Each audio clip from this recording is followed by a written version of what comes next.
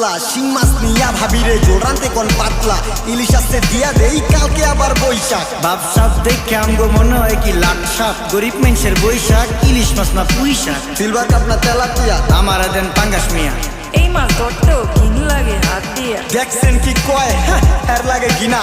বাজারের সব জিনিসই স্বর্ণের দামে কিনা ঘু খায় সব মাছে কালার খায় পাঙ্গাসে ডিম পারে মুরগি আর ব্যথা পায় রাজা হাসে দুঃখ কমু কার কাছে টাকা নেই কা হাজার হাজার চলো বাবা যাইয়া দেখি কি অবস্থা কাঁচা বাজার ওই মিয়া হাত দিবেন না মরিচের কেজি 1000 দেখতেছেন না মরিচ গাছ